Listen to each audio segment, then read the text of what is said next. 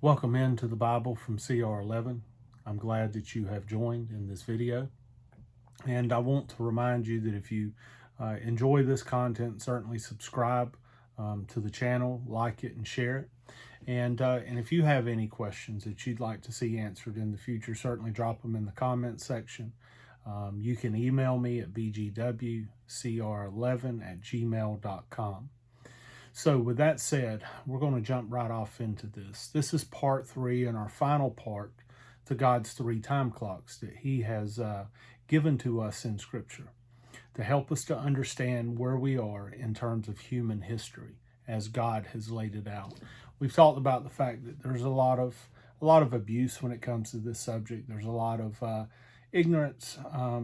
There's a lot of hearsay that is being talked about and really thrown out there as Scripture. So what we've done so far is we have looked at 2 of the 3 of these time clocks.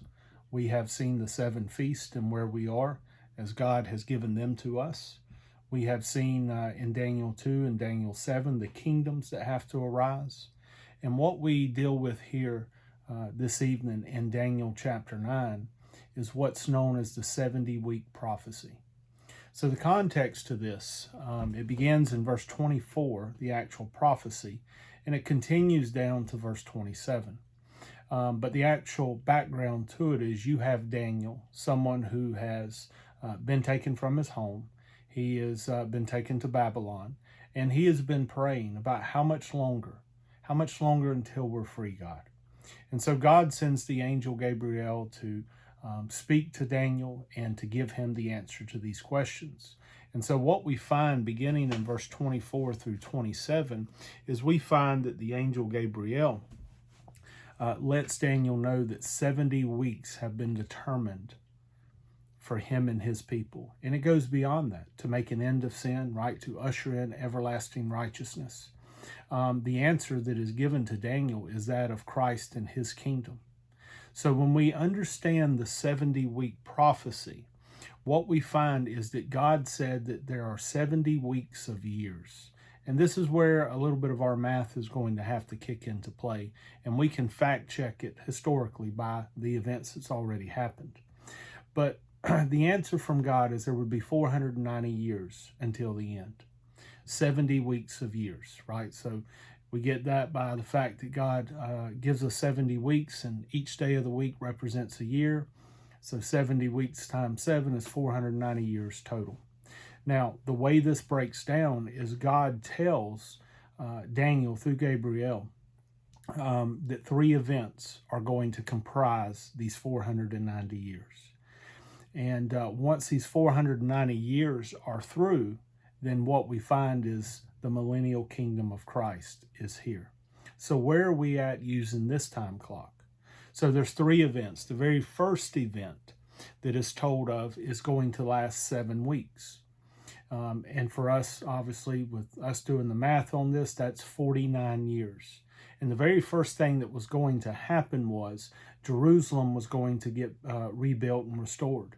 And that order was given historically in 445 BC, and it was completed in 396 BC, exactly 49 years.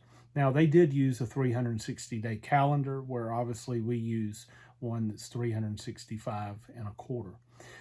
So there is, in the long term, the number of days will add up a little differently. But with that said, the very first prophecy was to last 49 years. Well, it was completed. The second part of the 70-week prophecy was going to take 62 weeks, which is going to work out to us for 434 years. And that time clock on that second event was to happen as soon as the first event was brought to a close. So as soon as the task was completed there in 396 BC, the time capsule gets flipped over again for the second event. And it was to last 434 years. And at the end of the 434 years, or 62 weeks, as it's told to us in this prophecy, the Messiah would be cut off. In other words, it would be the death of Christ. So if we were to trace that and follow that historically, and many people have and give us the numbers, is it begins in 396 BC. And what we find is that the time clock runs out in AD 30, and very specifically April the 6th, the week in which Christ rode into Jerusalem during Passion Week. So the second event was the death of the Messiah. So what we find with the 70-week prophecy is this, is that 70 weeks have been decreed. And so what we find is that 69 of the 70 weeks are already completed, right? The rebuilding and the restoring of Jerusalem and the cutting off of the Messiah.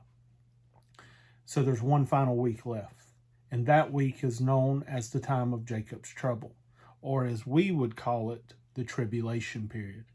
It will last 7 years. One of the reasons we know the tribulation period will last 7 years, outside of the fact that the book of Revelation informs us of that, and the periods being cut in half, is we find it there in Daniel chapter 9, that the final week will be the tribulation period of the 70 weeks. And when that is completed, Christ ends it with his second coming and establishes his kingdom.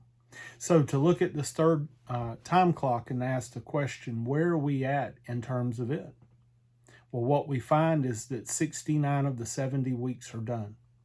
There's one final week left known as the tribulation period. So what other events have to happen before the rapture of the church or before the tribulation can begin? And the answer is nothing. It's completed. So if we want to know biblically where we are in human history, we go back and we look at the 7 feasts out of Leviticus 23. We go back and look at the kingdoms out of Daniel 2 and Daniel 7. We look at the 70 weeks here in Daniel 9, and here's what we find. Everything that has to be done before the rapture of the church or before the tribulation period can begin, it's already completed. That's where we are in human history. So I want to thank you for taking the time to dig into the Bible, to listen to me as we explore this subject and talk about this together. And as I said, I appreciate you coming on. I encourage you to like, to share, to subscribe. And again, if you have any questions, by all means, drop them in there. And we're going to switch gears a little bit, and we're going to talk about some other things in our next videos coming up. But until then, we'll see you later, neighbor.